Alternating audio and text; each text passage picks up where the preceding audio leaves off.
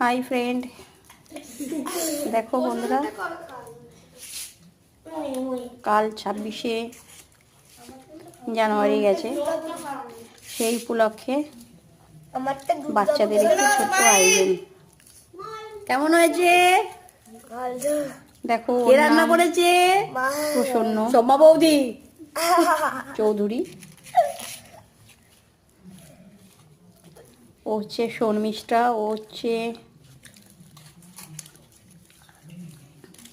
সন্টু, ও হচ্ছে অরণ্য, ও হচ্ছে অগ্রজিৎ। কিছু বলার আছে আপনাদের? সবাই একটু টাটা বলে দাও।